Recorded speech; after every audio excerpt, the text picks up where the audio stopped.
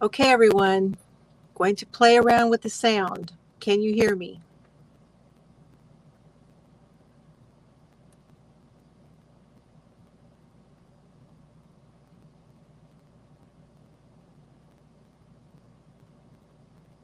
Let me know in the chat if you can hear me. Okay. How does it sound?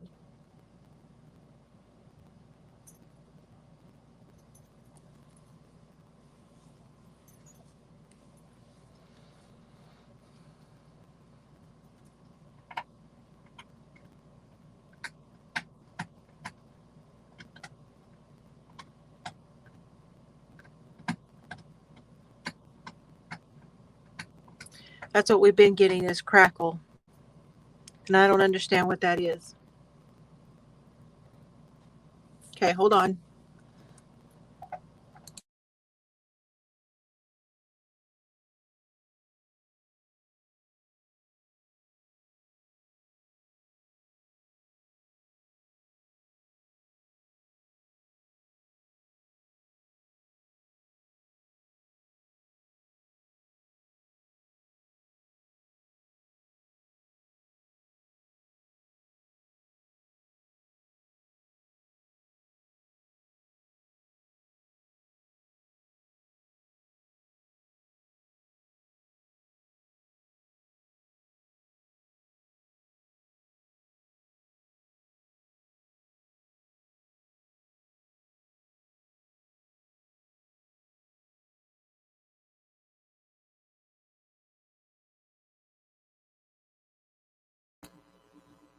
Okay, how about that?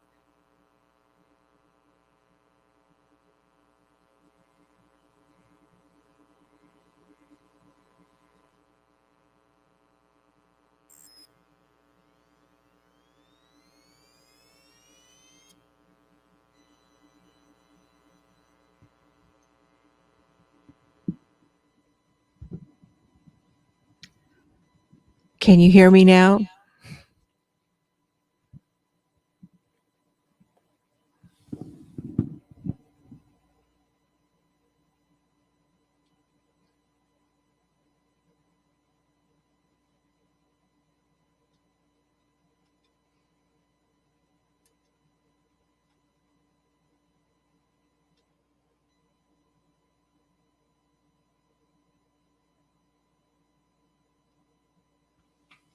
Do we have an echo?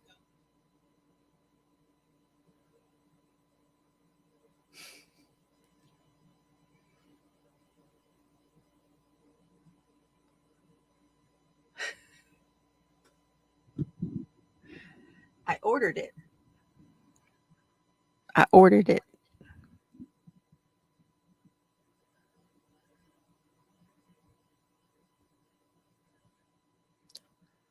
Really? Oh, good.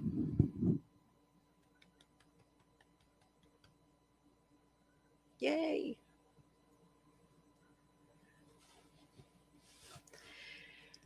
Thank you, everybody. This is going to be a dry run for this because I don't know how it's going to go.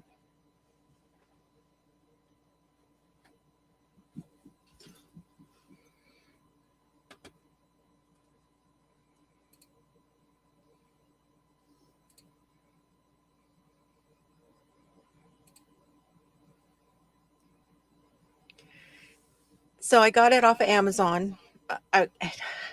It came with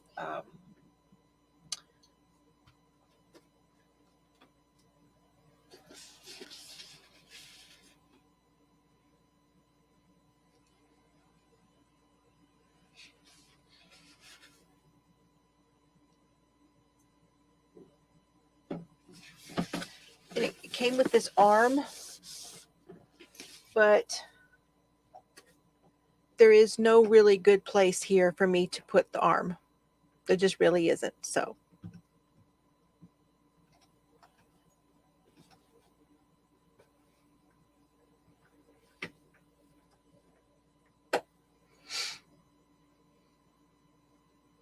well, we're going to try to do the blanket if my phone would behave. It's not wanting to behave right now. Hi, Chels. So hold tight, and I'm going to remove that one and kick that one, and I'll have to re-enter it. So you guys can hear me good? Yeah, it's pretty fancy. It has like lights all around it and stuff, but I'm like, I don't need that, because most of the time you guys aren't going to see it anyway. It's just going to sit right in front of me, and I can still type here on my keyboard. So Uvalde is about 6 hours from me. It is about an hour west of San Antonio. And I'd like to play something for you. And let me just say, a moment right now of silence for those poor babies. So let me share this for you.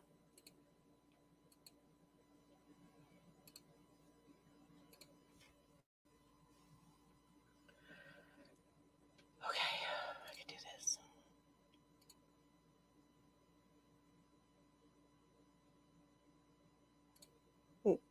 We don't have sound. Did we have sound there? Or did we not?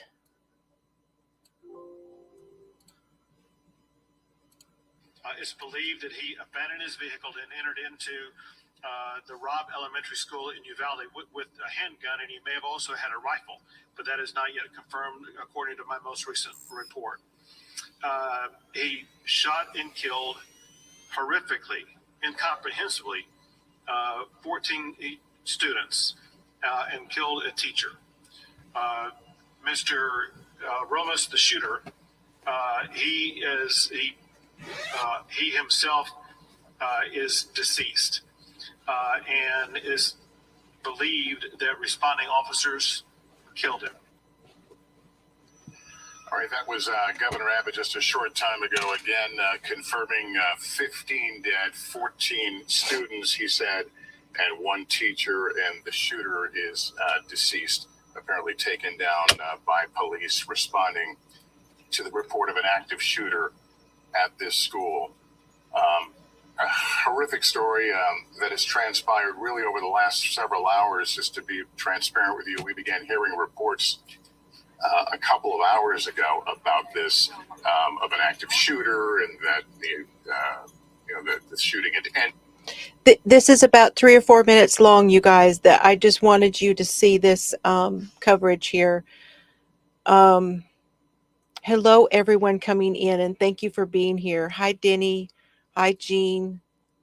Yeah, it's killing me. It's just killing me. I hate it, but I did want to give you guys I was getting ready for tonight, and this came. It was going on earlier, but we didn't have any information yet, so it started to come out just a little while ago. But anyway, I'll let this continue. It's probably only about 3 more minutes, you guys. There were no reports of casualties, but slowly the information began to trickle out, and it is just a punch to the gut to have to report this awful calamity. Again, 14 students killed, one teacher killed, the suspect deceased, and we will go through this torturous exercise now of trying to understand the mindset, what drove this person to kill children on, from what I'm led to understand, one of the last days of the school year. That school was about to close for the summer. But instead we're left with these just simply awful scenes that we've seen play out in too many places. Yeah. Schools, certainly we saw it a little over a week ago in Buffalo with another horrific toll. Let me go back to Gabe Gutierrez, who is monitoring more information as it comes out. Anything you can add to where we are right now, Gabe? Well, Lester, just in the last few moments, hearing that new information from Texas Governor Greg Abbott that this 18-year-old suspect, now deceased, and again identified by the governor as 18-year-old Salvador Ramos, that he abandoned his vehicle and entered the elementary school with a gun and possibly a rifle. I know. They would not have even been there in a couple of days. They wouldn't have even been there.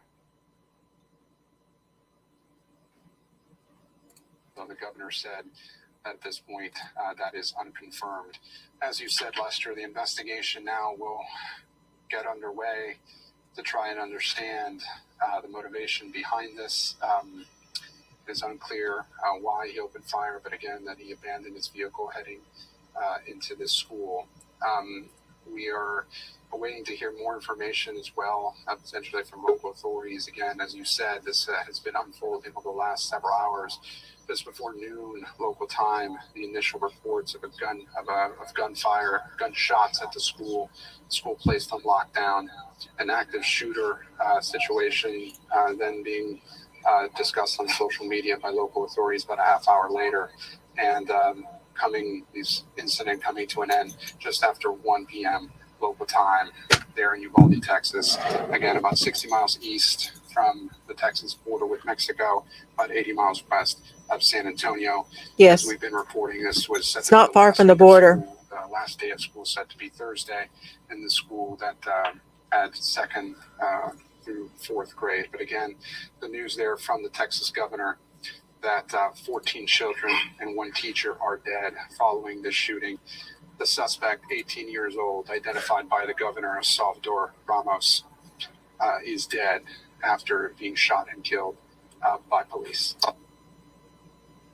Thanks for watching our YouTube. So I could probably put the coverage on if you guys want to watch it. He did kill his grandmother before he went. He's 18 years old. He was shot by the police. He was illegal. I checked, and he had been a student at the high school in Uvalde. So he is from Uvalde. As of right now, that's all I know about him. I did do some digging around, but right before I came on, but that's all I could get. So yes, he was 18. I am too. This is just awful again. So tonight we are going to be talking about the Tara shawl, you guys. So I do want to break from this bad stuff, and I will bring you more about it as I know more, and as I know that if you guys want to go and watch, you're more than welcome. I don't want to stop anybody from doing things that they. Yes, and please pray for. Yes, Delphine, that is exactly right. Please pray for the rest that are. Because he also shot 2 officers that they talked about. Whether those are the ones that are in critical, I don't think they are. I think one of them was a woman who was in her 40s, and then another person, possibly another child. I'm not positive on that though. But there are two, and there were 2 police officers who sustained injuries also. So. Yes, we're praying for those, for all of them, the families, the town, for Texas, for all of it. For all of it. I have no words. I was thinking it was. Yes. Hello, Cheryl. Bad news tonight. Bad. Okay, so the officers are supposed to be okay. That's good.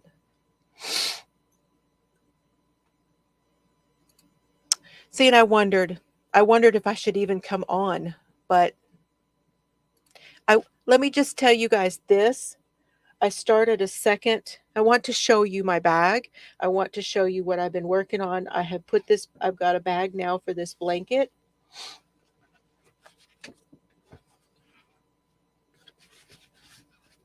I got my new bag from Katie over at the Naughty Knitting Sacks. And here is the bag. And it does have stuff on the inside. These are skeletons in here. And if you know anything about the skeletons, you'll know what those are, so I'm not going to say anything. But I want you to know that I have corrected all of the information from the other day. So all the information that was posted in the bottom in the description box of the video from yesterday morning, or from Sunday, sorry, from Sippin' Sunday, uh, is all correct. Everything is correct. So if you want to start it, you can still start it, and it's all going to be there for you to do. So, yeah, it's just awful. Yes, that's what we're talking about, Laura.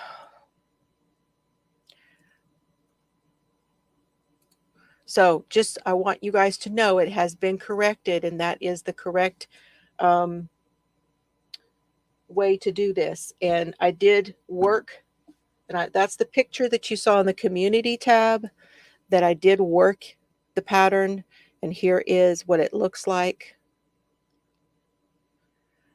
Hi, Crystal. Ricola. And that is what it looks like. So this is this is all the 4 rows, okay? And your repeat though is just these 3 rows right here. That's your repeat. 1, 2, and 3 right here. The first row is the setup row, and it's all the double crochets. So I wanted you to see what it's supposed to look like. So I did another one to make sure it all came out right and so that you could see it. Oh, that sounds wonderful. No, no tornado. We did get rain. Thank you for the rain. I'm going to thank the family member that went last week. I'm going to thank her for the rain. So thankful. There are no words. So we had a school shooting around 12:30 in Uvalde, Texas. Uvalde, either way you want to say it. So that's what we're talking about on fairly, yeah.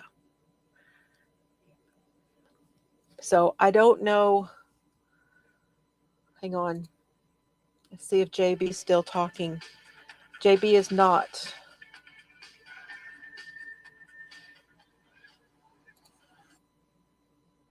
Beautiful tapestry that is America. This room. After the event,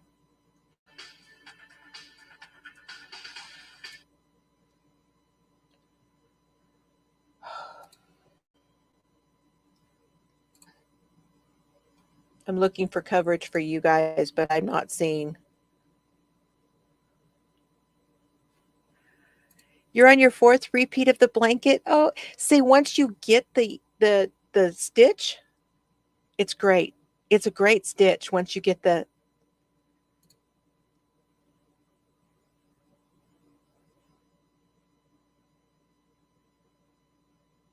That one is not live. I'm looking for live coverage for you.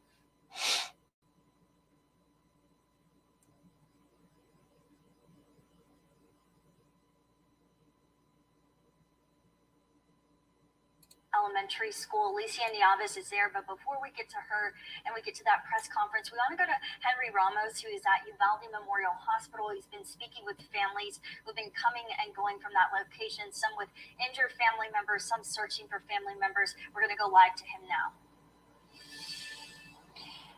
Yeah, Audrey and Sharon, I mean, I will tell you, like, this is extremely tough. I mean, for all of us and all different corners of Uvalde, speaking to people, and obviously because it's so much emotion, so much that they're going through.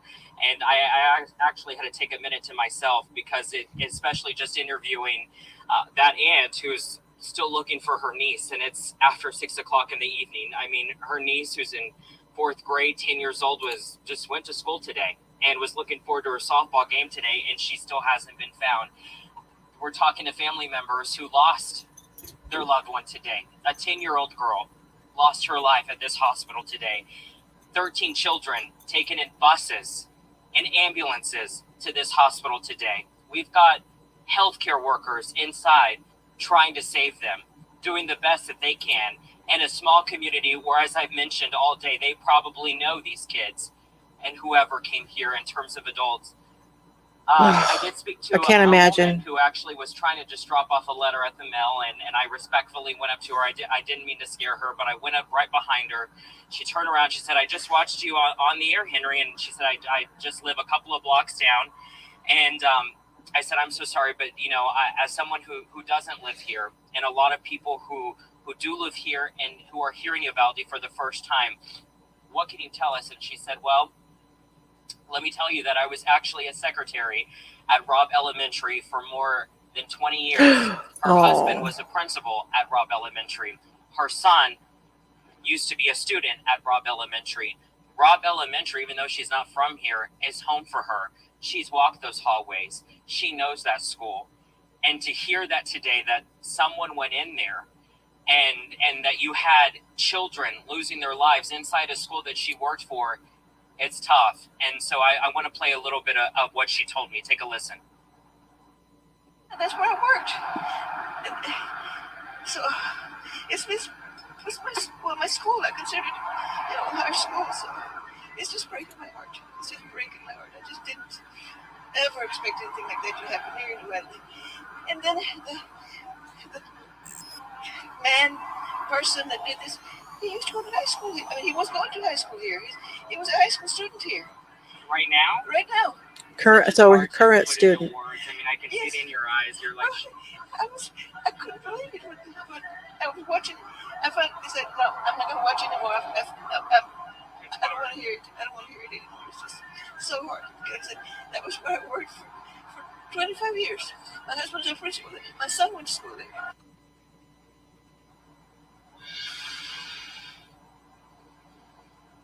just a candid conversation. I mean, you see the raw of emotions, and that's how it's been, you know. Okay, so Denny, I have done this pattern. It is the cowl that I did, you guys. This blanket. If you saw my Spring Yarny YouTube Hop cowl, I did it in 3 colors. Two were solid, and one was a speckled color. So honestly, it doesn't matter. It doesn't matter. It looks good. It looked good in all 3 of them. I just wanted to answer that question for Denny. So. Hi, Jeannie. How are you? Yes, get the chain going. If you guys want to do it, I want to give you a chance, but it's 137, Denny, because you chain 137, you're going to double crochet into the 4th chain from the hook, which means that you're going to have 134 stitches when you get to the other end.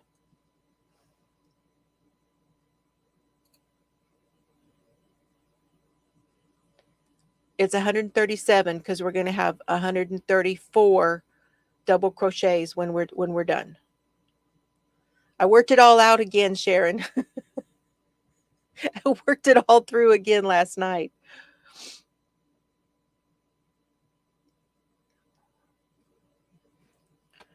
Okay.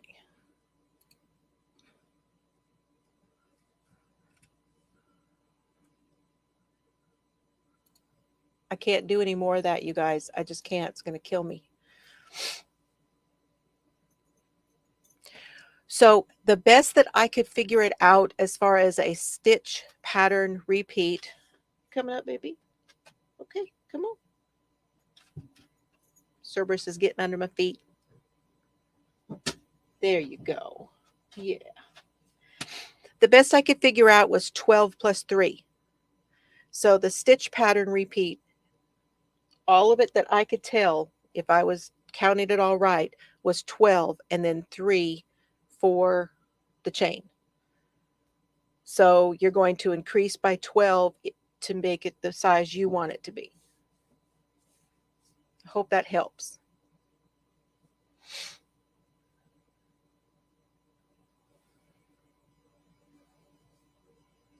And I was going to show you, but again, my phone is making an echo sound even with the microphone.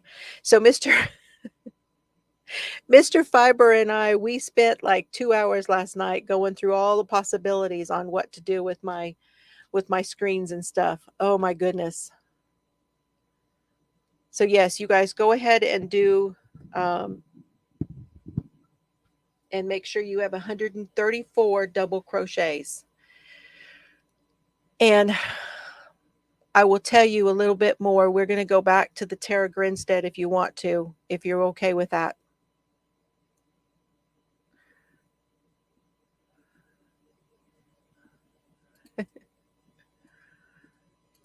And thank you everyone that's here. I know you, Kimberly, I saw that you were here. Hello, Bakersfield. Joyce was here. Adele, little Rosie, good to see you. Wendy Joe, Sharon, Holly, she's down under, but she's here with us. Joan, Diamond Girl, good to see you. Jean Valet, good to see you. Lorna McKenzie, good to see you. And you guys, please say hello to each other in the chat. I like to see that everybody is saying hello and greeting each other. And, you know, I don't know. It's like sometimes I'm not sure. Karen Grand Prix, how are you? Maribel, Cat Bird, hello. Mary Webb is here. Alice is here. Jan, I know where is Alice. Hope's here. Good to see you, Hope.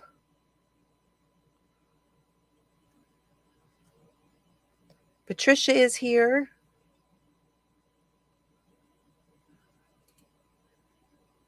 There's that Alicia B. You guys, she's the one that gave me the heads up. I had my head in here looking at the Tara Grinstead. I had some questions. Kat sent me some questions. I was looking at some stuff and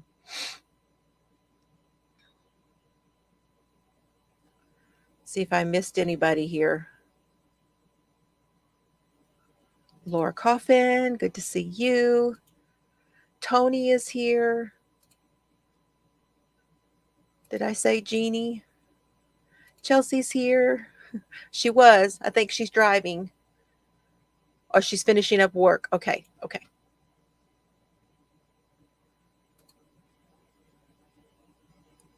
Sharon Snow. Hi. And Delphine. I'm trying to get caught up, you guys. Give me a sec. I'm getting there. I think I'm almost there. Did I say hi to... I did say hi to Denny. My Denny Banani. And Cheryl is here. Okay, you guys.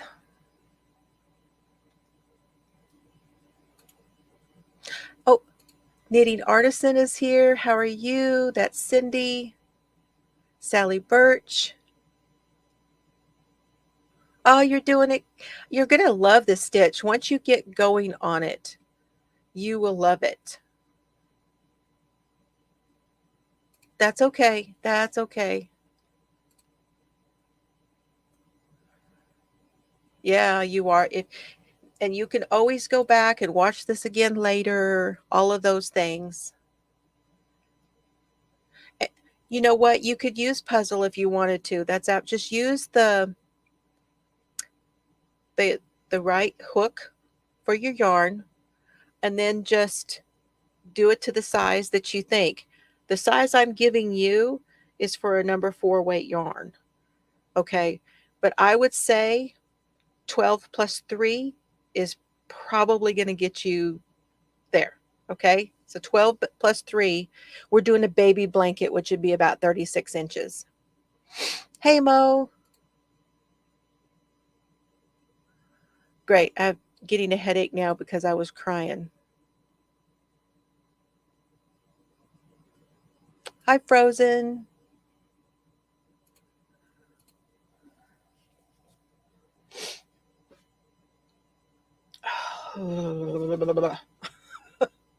Right? Okay, are you guys ready?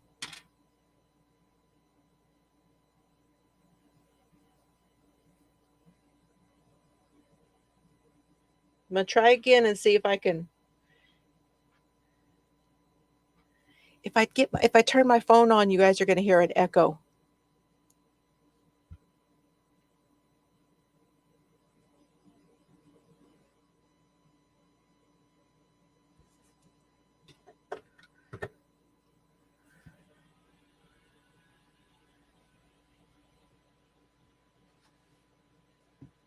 So it's really actually quite easy.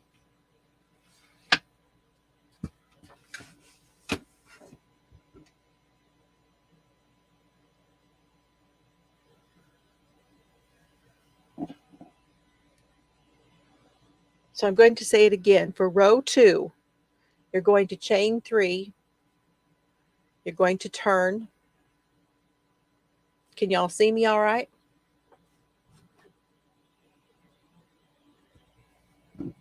Get this microphone over here.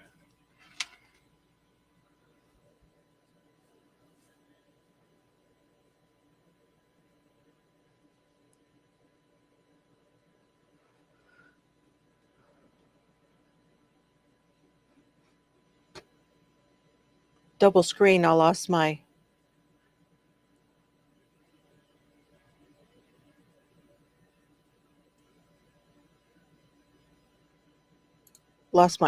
mouse. Now you're going to double crochet, and you're not going to go into this first one, which is below your chain, you guys. You're going to go to the next one, because that chain 3 counts as the first double crochet.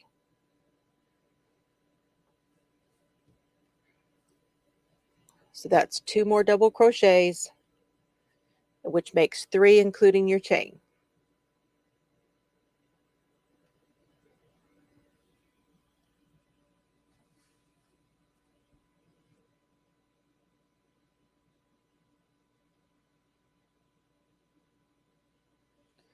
Now you're going to chain 3, going to skip 3, 1, 2, 3, and do a single crochet in the next stitch.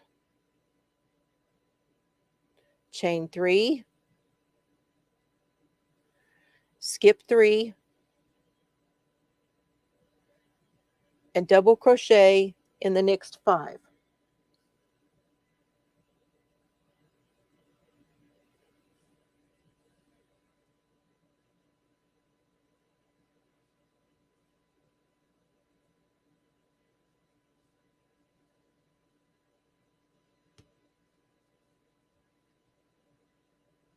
Okay?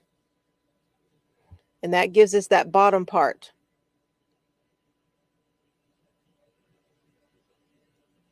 Hi, Sue.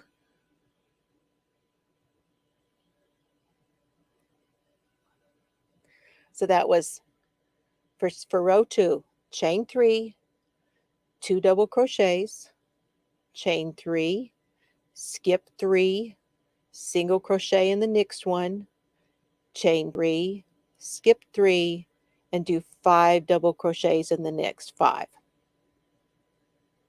Now, this is your repeat. Chain 3, skip 3, single crochet in the next, chain 3, skip 3, 5 double crochets.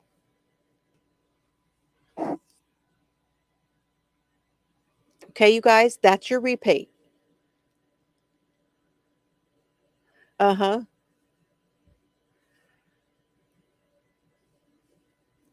Any questions? And it is in the, I don't know if I posted it. I think I posted it in the description of this one also. I think I copy and pasted it.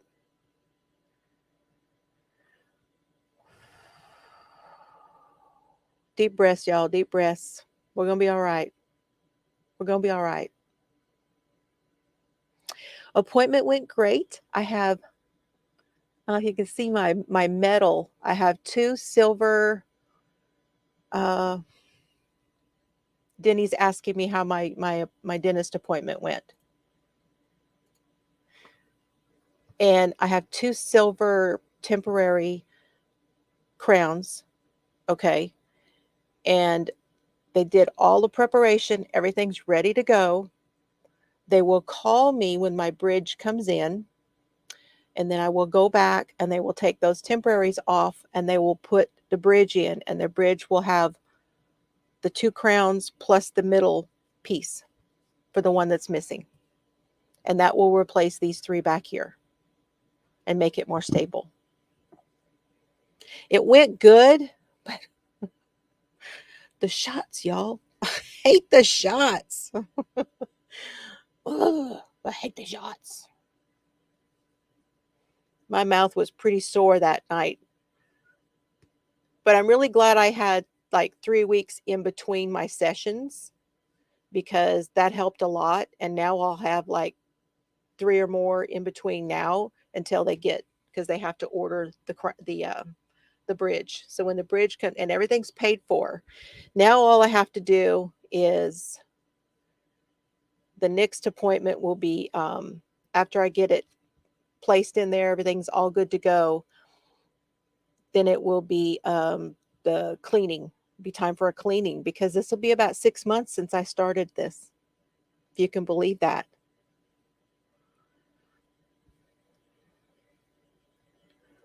Okay, now I'm going to finish this row 2 with you guys.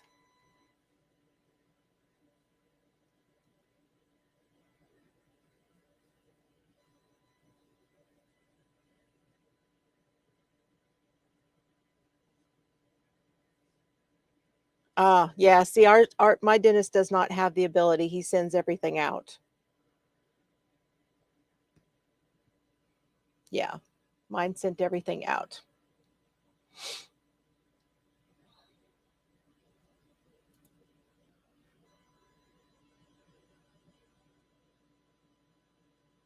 Yeah. I'm gonna be really glad. I'm just about tired of the whole dentist stuff. Okay, now I want to show you, I want to tell you guys a little bit more about the Tara Grinstead stuff, okay? I want to show you something.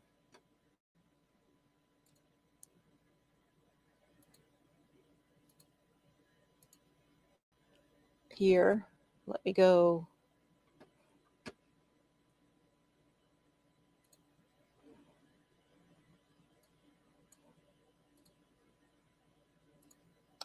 Okay, this is called Up and Vanished. This is what I had told you about.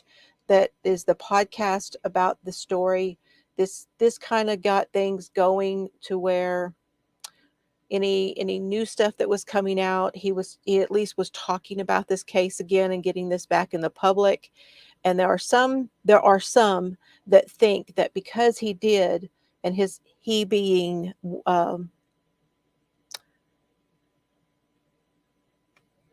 Lindsay is his. Oh, no. Anyway, I'll tell you in a minute. But Brooke's story, I wanted to play this real quick for you.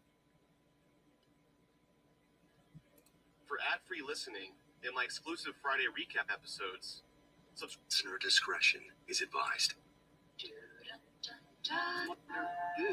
With the murder of Tara Grinstead. From Tenderfoot TV in Atlanta, this is Up and Vanished. This is our first conversation together. Hey, Payne. You could have contacted me months ago. You have let people defame my character, my professional life, all over that discussion board. Now, is that appropriate discussion board etiquette? Especially if you were trying to solve a murder case. I don't think so. When are you going to get your story straight, Payne? Do you want the true story, or do you want what's going to sell ratings? You want the truth? Here's the truth. I found out on January the 10th what happened to Tara. They told me everything. My mother contacted an old friend of hers who used to work for the DA because I had known for a month before I went forward to the GBI. Bo and I were broken up at the time when he told me everything. When you're living with postpartum stress disorder. And, you know that you have nothing to live for. And I see that. I'm a medical professional. I can see that. People act like he's a positive. I wanted you to have a little piece of that. So I will leave this below later for you, but I wanted you to see that. Oh.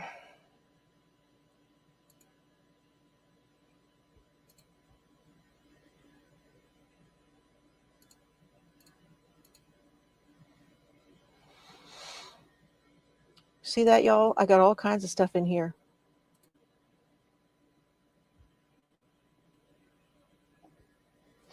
So I wanted to update you and let you know that Ryan has received his sentence. He got 10 years, which was the maximum that they could give him for concealment. He has been in for 5 years. The judge said that he was not going to allow for, what do they call it? Time served. He said time served will not be allowed, which means when he's done, he may still be able to get parole, but he can't do it right now, because on a 10-year sentence, he would actually be able to have parole right now. He could go in front of the parole board if the judge had allowed for time served. So that means he's going to have to at least serve another 5. That's my guess. Now, that's not an exact, I don't know for sure. I think Bo Dukes did it too, but I'm not sure Ryan is completely innocent either. Just saying. Now, this is from the Atlanta Journal-Constitution. This came out, I'm looking, yesterday. The man convicted of concealing the death of Tara Grinstead was sentenced Monday to 10 years in prison, maximum possible sentence, who was acquitted Friday for the murder. He's already served roughly half that time since his arrest, but Judge Bill Reinhart told Duke he seemed remorseful for his actions when he took the stand in his own defense. One of Dukes asked for him to be sentenced as a first offender and be released on the time already served in jail, and Reinhart denied the request, though Duke's already eligible for parole, having served over 5 years. But you don't really know what pain your actions cause until somebody reminds you of that every day, what they live with. They can't find her. Every day, they couldn't find her. So, wanted you guys to see that too. Hey, Shad, what's up, my friend? What are you doing? Yes, and if you guys go back and listen, there were some victim impact statements, and such tearjerkers that too. So, absolutely.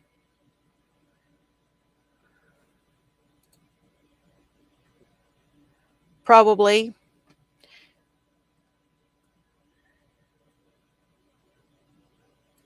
Awesome. I'm glad you're here. We're all glad to see you.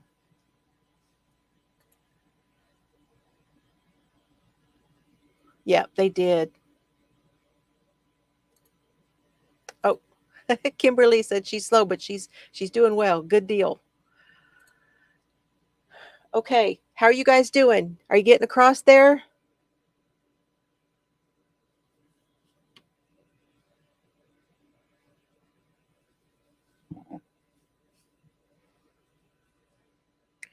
So there are a few things I wanted to bring up and tell you that I'm not sure that I covered last night, okay? Because I want to make something clear. about this case, and that is that it's confusing because there's two Dukes, all right? There's Bo Dukes, and his trial was in 2019. There's Ryan Duke, and they were friends. They're not related, but they were friends at the time. Now, Bo Duke's trial happened in 2019, and here's what Bo says. Bo said in his, when he was talking to the police, when they brought him in to talk to him, he told them that Ryan Duke did it.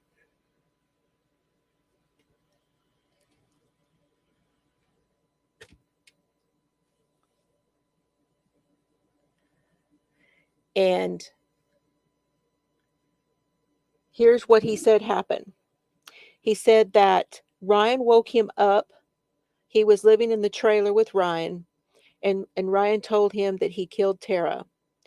He went back to sleep after this because they'd been drinking and doing drugs and everything else, and he was, he was wiped out. So he said he went back to sleep. He said, woke up later and Ryan was there, and Ryan said, I need to show you something. So he went with Ryan, and that Ryan took him out to the orchard and showed him Tara's body, and that at that point he helped Ryan to cover it up by burning the body.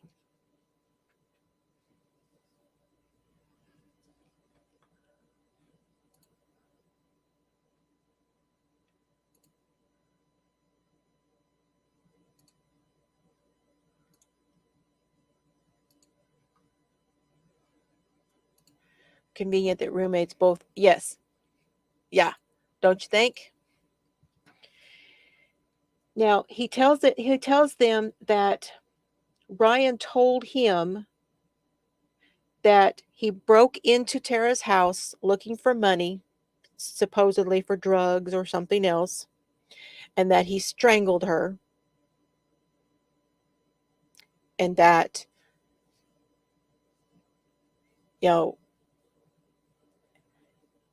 that he went back and he got her body, took Bo's truck, because Ryan didn't have a vehicle at the time, and put her in Bo's truck and took her out to the orchard. And Bo says that there were bruises on her neck when he saw her, and that she was naked.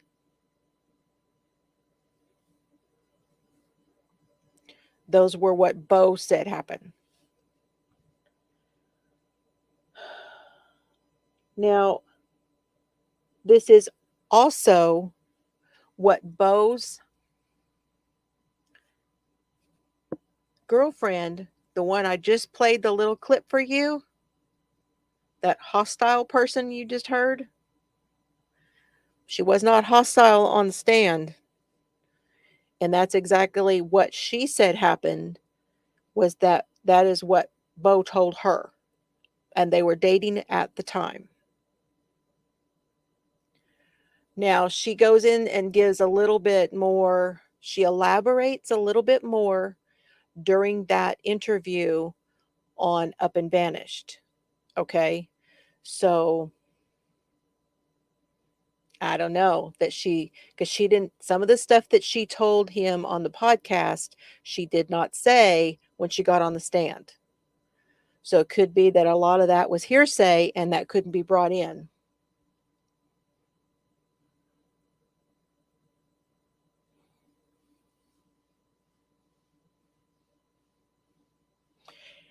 Now, Patricia brings up something. There was testimony during Bo Duke's trial in 2019 from a friend of his that says that he was in the service with Bo, and he tells him that Bo said something about, do you know how much fire and heat it takes to burn a body. And so there was testimony from him that Bo told him that Bo asked him that. So, yeah.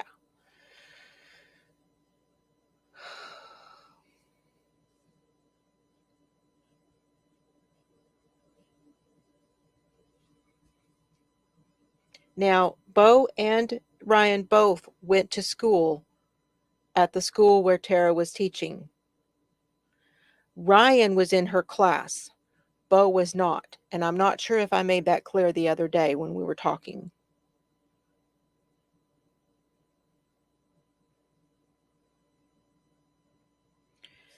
Now, the girlfriend says that Bo was having panic attacks and all kinds of things before he went in and told, and that she convinced him.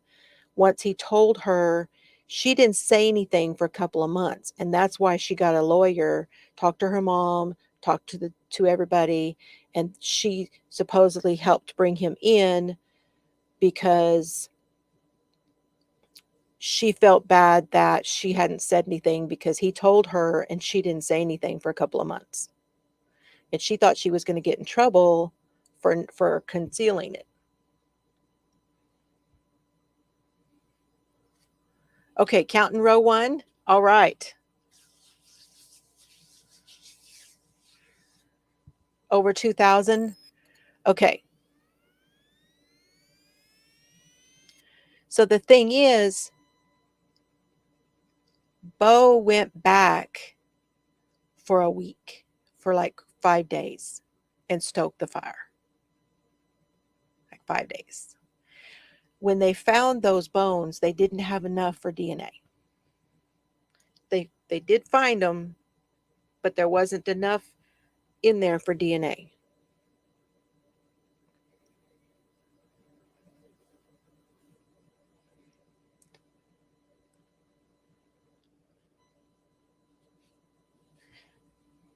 Now, Ryan said that he was afraid of Bo, and that is why he didn't come forward. He said that Bo is the one that killed her and wanted him to go with him to help cover it up. They're both saying that she was at the orchard and they burned the body. And they're both saying that the other one told them that they did it and that they took Bo's truck and took her out there.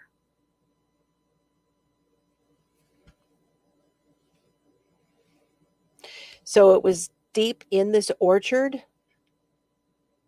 I don't know. I mean, at first it was probably a fairly good sized fire. And then Alicia B is asking how it can go undetected. I don't think that it was unusual for them to burn stuff there.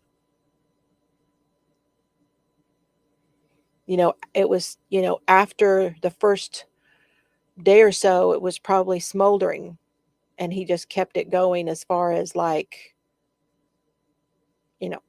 kept stuff going. And he stayed out there, I think, because Ryan says that he didn't see him for days, that he no longer lived there after this happened.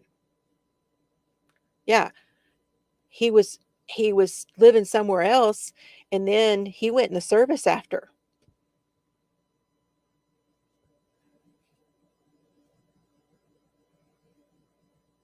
Well, it was far enough out, though. It was far enough out that nobody would have smelled this. The orchard was very large, and there's several orchards out there. And this orchard belonged to Bo Dukes' uncle. And Bo Dukes was responsible for taking care of things on the grounds of these. So he was regularly in and out of these sheds, in and out of the, with his vehicle, and getting chemicals, putting chemicals out, burning, cutting wood, all this stuff regularly. Evidently, 2,000 is what they're saying is cremation temp.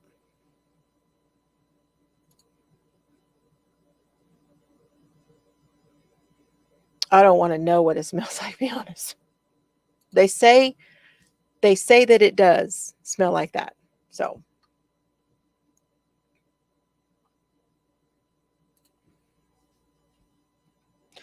guys, this is just an open discussion tonight about this case. Hello, Sana. How are you, hun? I'm glad you're here. Good to see you. We're doing open discussion of that Tara's Grinstead case, and we're starting over on the blanket.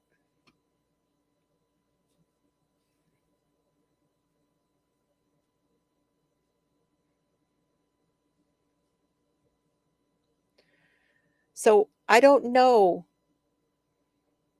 what to say about this. When Ryan was acquitted, it really upset me because I thought that there was going to be some justice for this family, but it looks like no justice.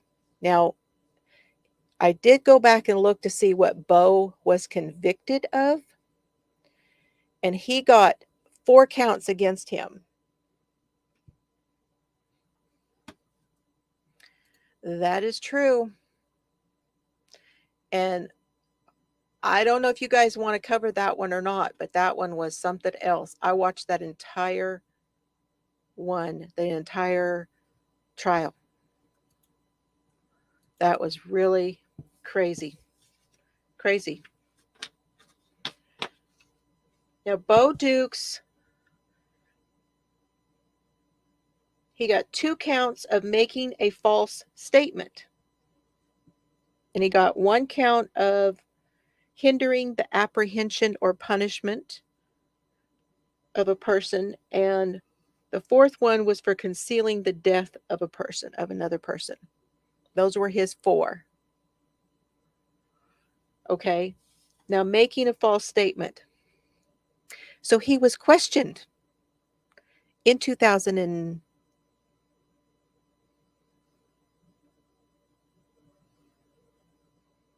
trying to remember what year it was he was questioned.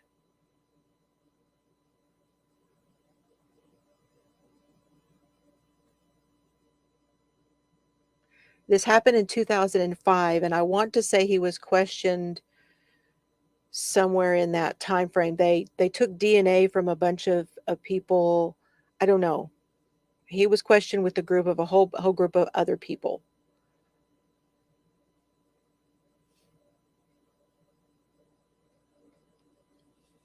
Oh, it turned out really nice, Sue, that blanket in the Facebook group. And you guys, I'm going to be doing a giveaway in the Facebook group, just so you know.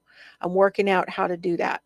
Because I want to be able to pull everybody's name who's a member and be able to, or at least pull names of people who are posting and say thank you for being a member of the Facebook group. There isn't. There really has not been much justice. But Bo got all of those things, which is what got him the 25 years. Okay. Because they got him on 4 different counts, he got 25 years.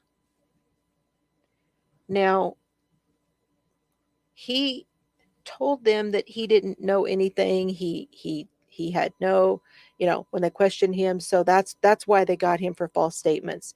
He lied to them about what he knew.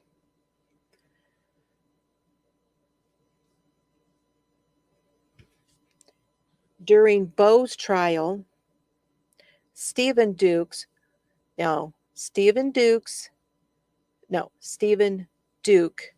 is Ryan Duke's brother. And Stephen Duke was living with Ryan and Bo. He contradicted himself at the trial. Okay, now you're getting to the end down here, and you're at the last 6 stitches, which is where we were yesterday when I screwed up. 1, 2, 3, 4, 5, 6. Okay, I just had my 5 double crochets. I'm going to chain 3. All right, skip 3, 1, 2, 3, and I'm going to double crochet in the last 3. That's a single. To end row 2, 3, 2. I've already done this again, so I'm forgetting what row 2.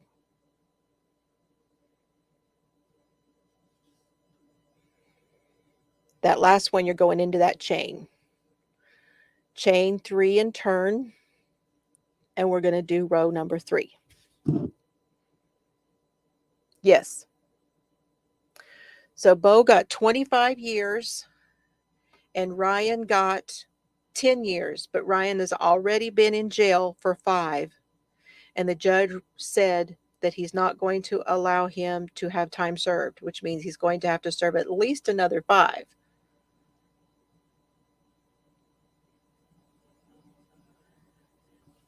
So Ryan was living with them, and he contradicted himself because he at first told them that, you know, couldn't have been Ryan because he was there, blah, blah, blah. Turns out he doesn't remember anything from that night. He was drunk too, and he doesn't remember anything. There's no way he can say whether it was Bo or whether it was Ryan. No way, because he doesn't remember. And that came out while he was on the stand. So Ryan's alibi during Bo Dukes' trial went out the window, meaning he didn't have one. Neither did Bo. Good night, Frozen.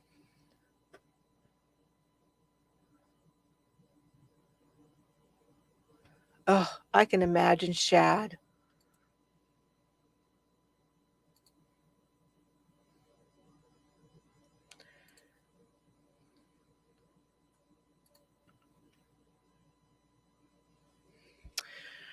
Okay, y'all ready for row 3? I'm surprised we haven't had any thunder.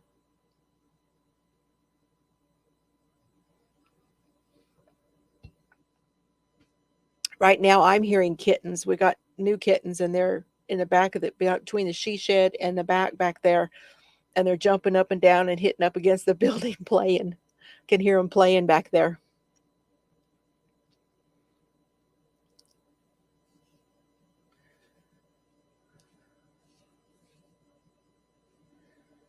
Okay, so chain 3 and turn. Double crochet in these next 2 double crochets.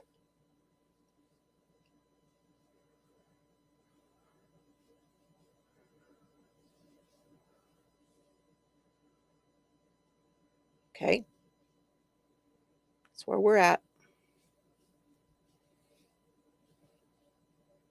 You're going to single crochet into this space right here. No chaining, just single crochet into that space.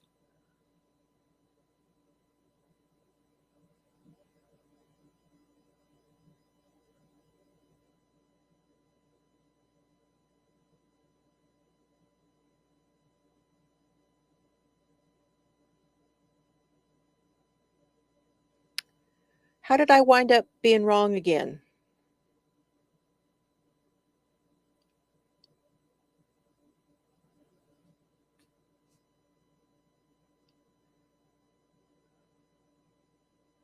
Okay, Duty Ron's going to cover the school.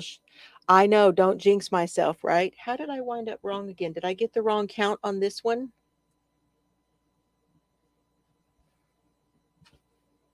It's a good thing I have 2 going. I think that one has the wrong count. That's the one I messed up on Sunday.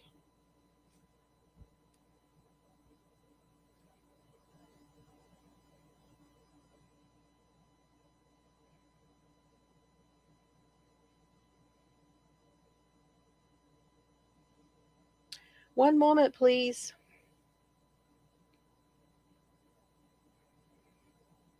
Yeah, I thought that was wrong.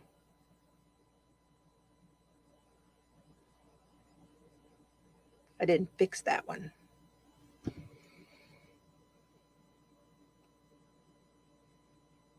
Hello, Divergent. Good to see you.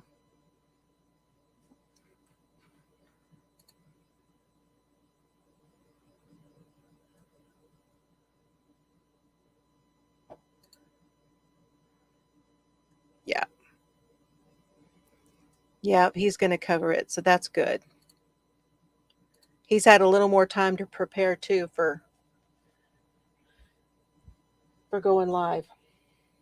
You guys should have ended, when you end, you should have ended with your 5 double crochets, chain 3 and a single, chain 3 and 3 double crochets on the end. And I did not correct my other one. I did it on this one.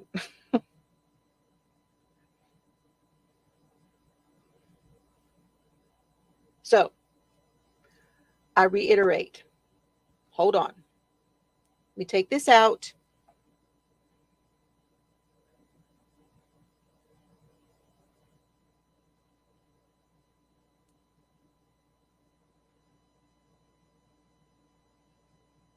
Since this one is correct. You guys understand what I'm saying?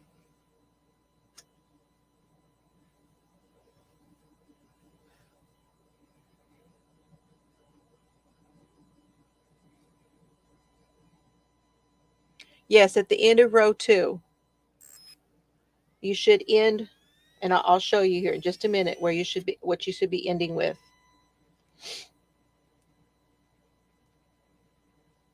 I'm frogging green yarn.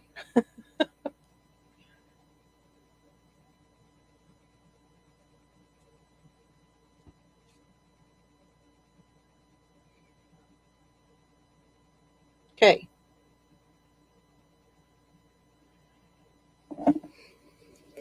At the end of row 2, you did your 5, you're going to do those 5 double crochets, then you're going to chain 3, skip 3, single. Then chain 3, skip 3, and do double crochet in the last 3 double crochets. There you go. Yes, that it's because I was on the wrong one. I hadn't corrected the other one. I corrected this one.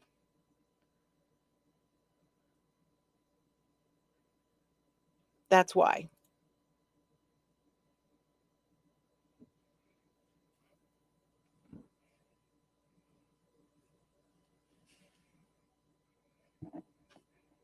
So of course that would come out exactly where I messed up the last time because I picked up the one that was wrong. Now we're going to start row 3. So row 3 is chain 3 and turn. I know, frogging green. And then do your double crochet in those first 2 double crochets.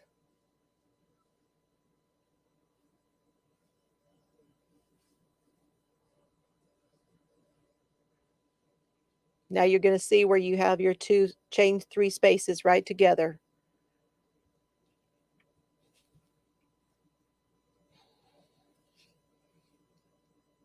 And you're going to single crochet in that first chain 3 space, chain 3, and single crochet in that second chain 3 space. And that gives us that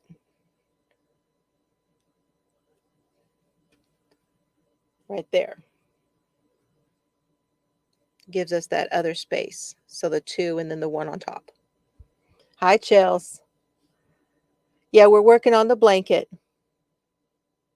Oh, we're doing some magic for sure with my magic wand.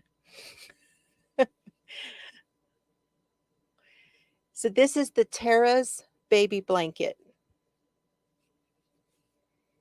And it's based on the same stitch that I used to make the cowl that I made for the Yarny YouTube hop for spring.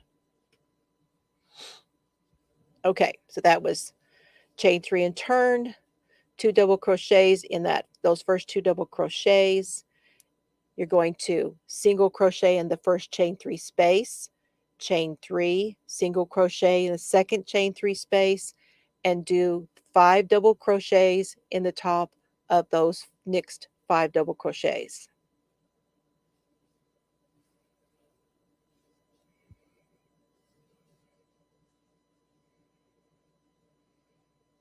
And we're going to do that all the way across. Okay, so you don't chain after those double crochets, after those 5. You don't chain there. You go right into that space, do that single crochet, then you chain the 3. Go into that next chain 3 space, do a single crochet. You don't chain before the 5 double crochets. You just go right in and do 5 double crochets in a row.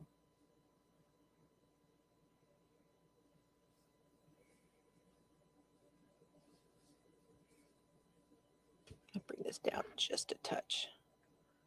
That's better. Oh, you can see my microphone now. I bet the sound is really good.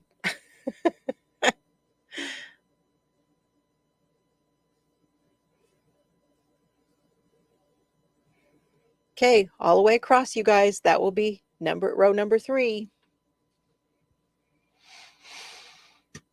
Oh, I guess I should check this.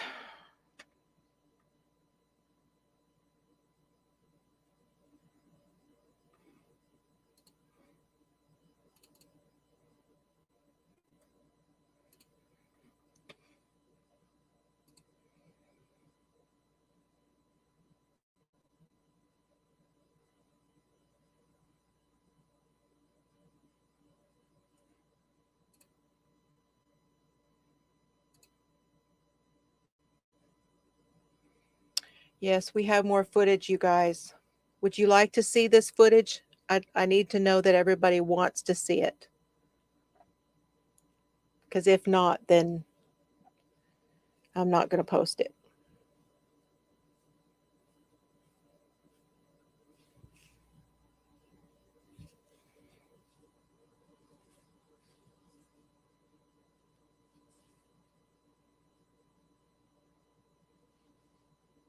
Hello, Sylvia.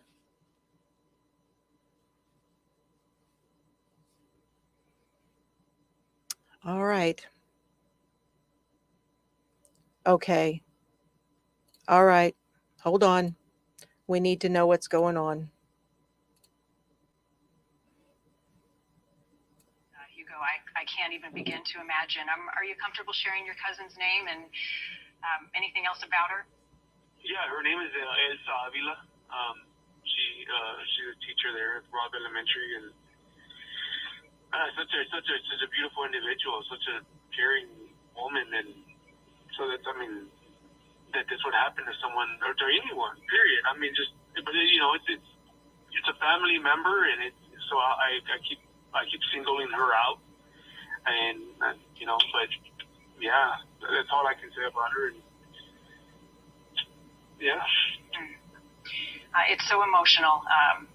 I know it's going to take some time for your feelings to sink in. Hugo, Avia, and to your cousin Elsa tonight. We are praying for your family. Thank you for giving us some of your time, and please stay in touch as we continue to think about all of those families. Before I let you go, Hugo, how many years did your cousin work at Robb Elementary? Do you know? I don't know exactly that, but it's been a while. It's been years, and like I said, she's very dedicated to her job, it seems, and so like I said, people there in Uvalde, we stay there. We make the most of our beautiful little town, but she's been there for a little while. I'm sure she's loved and appreciated there very much. Are there other families around where your cousin is being treated tonight? Have you heard? I haven't heard that. I have not heard of other people. I know another teacher didn't make it, and it's unfortunate, extremely sad. But as you watch these images on the screen, Hugo, how do you wrap your mind around what you're seeing and having it be so personal for you? Like I said, at times I stopped and thinking. Is this really happening? Like in my hometown, like in my small community. Everyone knows each other. Everyone helps each other out. It's a Texas thing. we have our own culture there, and it's I feel like it's prominently Hispanic there. So everyone's hardworking, and so I mean I can't fathom the people who lost their children, who lost their relatives, who lost any kind of relation. But it's sad to really see that, especially at an elementary school like Rob, in such a small community. The innocent children, the innocent teachers, the innocent victims. It's sad. Yeah. Unfathomable. And it is a Texas thing. The heroes will hear those stories in the hours and days to come. Hugo Avila, thank you so much again for giving us some time, and to your entire... This is News Nation, by the way, you guys. I'm playing this from News Nation. And I'm guessing that man is saying that was his cousin was in the hospital from this. That was a teacher there. Just give me your thoughts to begin with, how you're doing tonight, having seen this and have it happen around you. It's a very sad situation what's happened here in Uvalde, especially across the street from my home. I've lived in my home for the last 32 years, and never in my world would I imagine that this would happen across the street from my house. Zena, do you know anyone in the school? I know a lot of these students, parents. Yes, a lot of the teachers, several of the students. We all know each other through either, somehow or another, through family members, cousins, relatives, just friends. We do have, I want to let people at home know, there's a slight delay between me and Zena tonight, so just hang in there as we have our conversation. Zena, do you know anyone who was injured or killed today? I do know. We don't know at this time as to what's the outcome is with her. They're still waiting to hear from that. And it's just devastating. He killed the grandmother first, Tell us Chelsea. about Robb Elementary School. I mentioned you were a student there. What does this school mean to you? It's home. All my brothers, I come from a family of 13, and we all attended Robb Elementary. I grew up a block from the school. We all walked to school every day. I now live across the street for 32 years, and myself, my grandchildren, my daughters went there. Anybody that you can imagine that lives around this neighborhood has come to Robb. Robb was, we all consider ourselves Robb Rangers because that is the mascot of Robb. The Robb Rangers. Zena, describe for me, living across the street, what you saw today. Yes.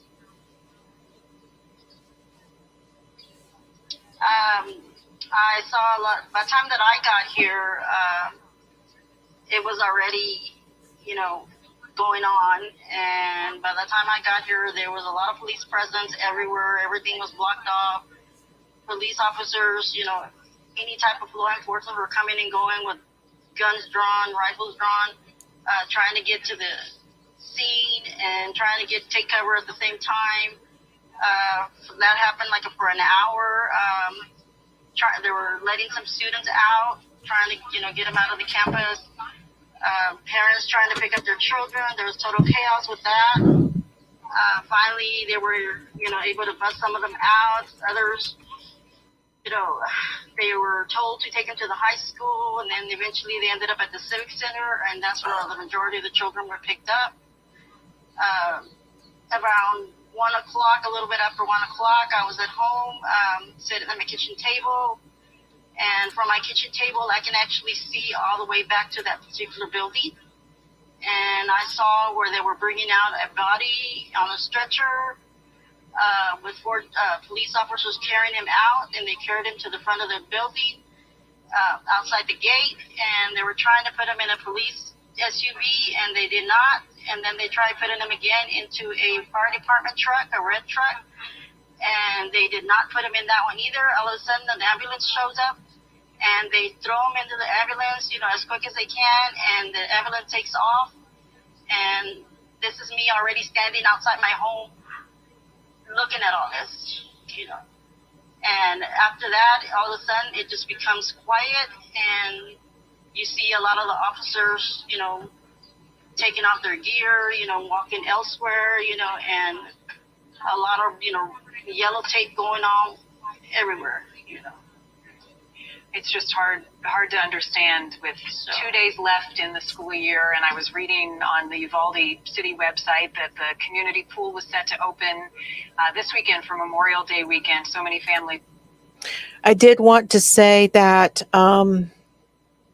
they had taken everybody, they bussed everybody over to a different location so that they could reunite everyone with their family and get them away from the scene. So they took them out of the school and they took them over to, I believe, a community center. And that way they could let the parents pick them up and anybody, let them be with their families, the children from the school. And this was an elementary school. The one who did this was 18 years old, and he went to Uvalde. He was a current student at the high school there. He killed his grandmother and then went to the school, jumped out of his car, and came straight in. So I don't know right now what one of the things that bothers me is, how did he get through the doors of the school? How did they have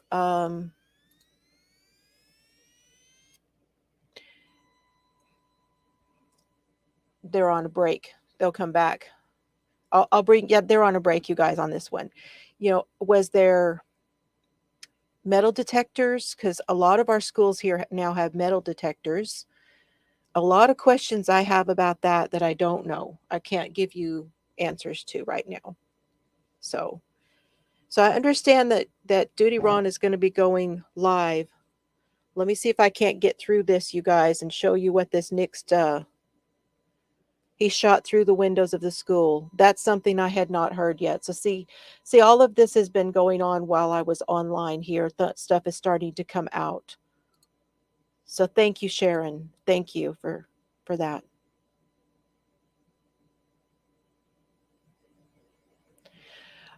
I don't know, Alicia B. I want to say that was another teacher.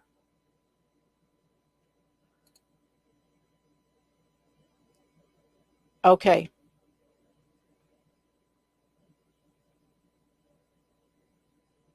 Yeah. Yeah, I'm guessing that they did not, but it doesn't sound like it would have mattered anyway, that he just went right straight in. So,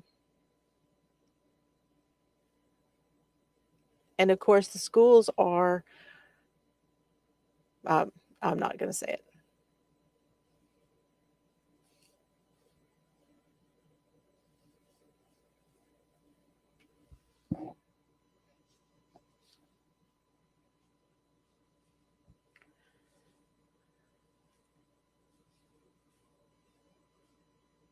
We've been talking for a long time here, especially in Texas. I don't know about other areas, but we have been talking about the fact that the schools are gun-free zones. Okay, well, you need to have an officer posted, and you need to have volunteer. There are programs for this that will teach people how to be school guards, just like they are for in the cross walks, guards for that stand at the doors, the exits and things, and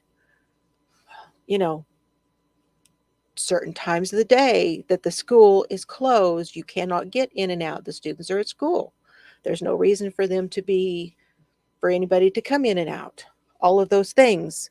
There's all these programs out there to teach people how to do all this safety at the schools.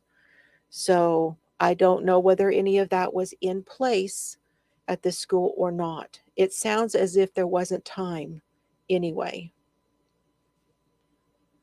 Okay, she's back.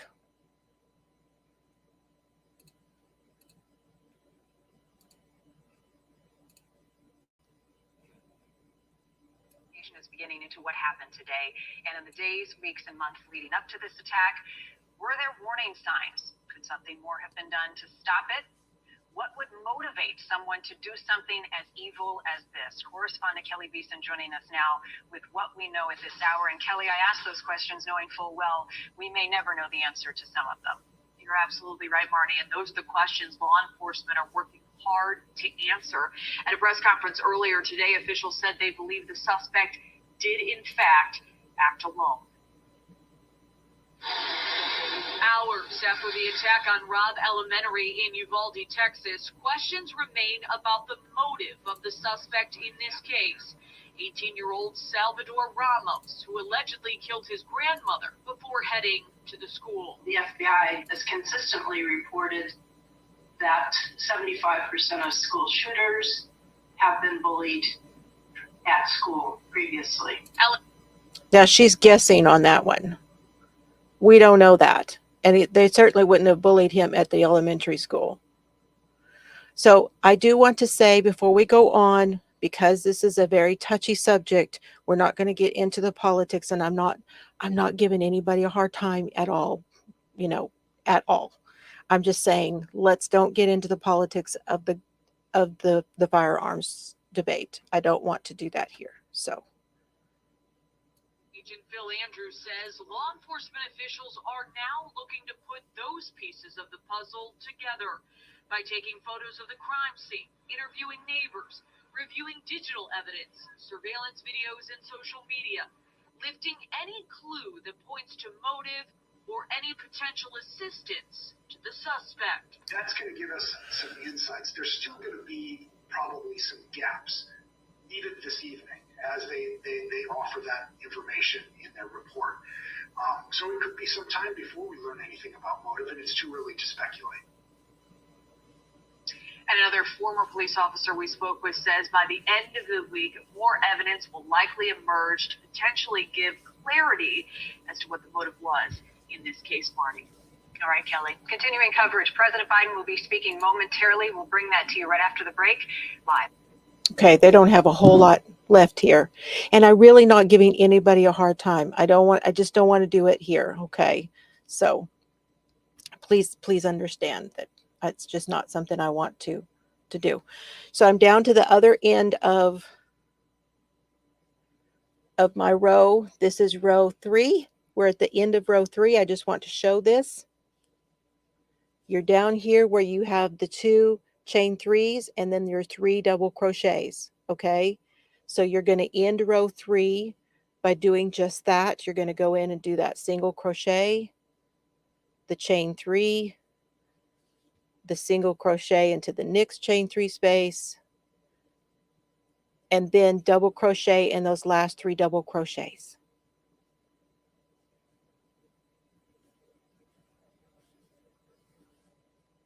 And that ends row number 3.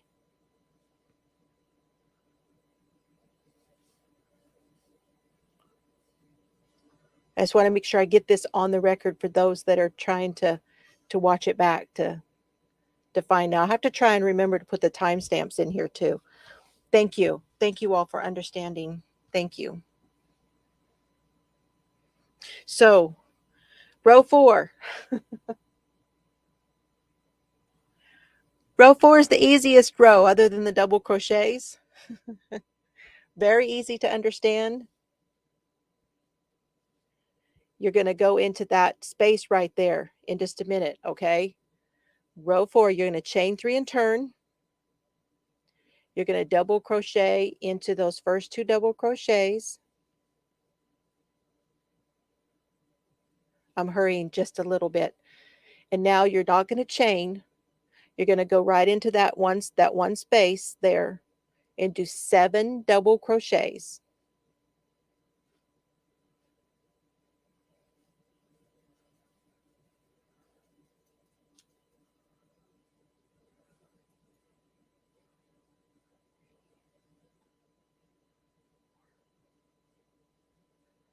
Five, 6, and 7, and then you're not going to chain, and you're going to go and you're going to skip that. That's a single right next to it. You're not going to work on that. You're going to skip it.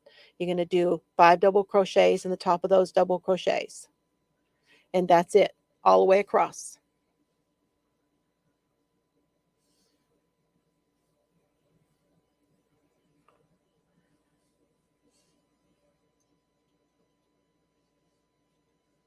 And that's it. Row 2 through 4 until you are as long as you want it to be is your repeat. And then when you get through and you go back, I think it would be pretty to go ahead and put that single crochet around all the way around the outside. Is Duty Ron on? Okay.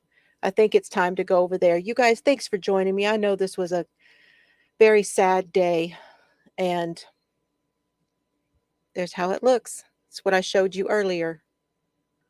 Let me repeat that real quick, okay? So your 5 double crochets, you're going to skip that single right there, go into that space, do 7 double crochets, skip that single, do 5 double crochets, and do that all the way across. When you get to the other end, you're going to end with those 7 double crochets in there, and you're going to skip that single and do 3 double crochets. Chain 3 and turn, and go back from 2 to 4. So I know it wasn't the greatest, but I did want to still come on and tell you guys what was going on here. I had promised to give you a few updates. We'll talk more about Tara Grinstead case. We can talk more freely and more easily, more relaxed about it on the next time that we see each other. And you guys can tell me how you're doing on this blanket. I have a feeling you guys are going to run through these blankets and get done. Oh, you could do the crab stitch. Absolutely, you could do it. That would be really pretty too. The crab stitch would be also very pretty on the edge. Whatever you would like. Yeah, it's really, oh gosh, it is really. Hold on. Let me see if I can grab his link. Virginia Tech and work your way through. I'll grab Duty Ron's link for you guys and put it over here for you. And let's go over there and see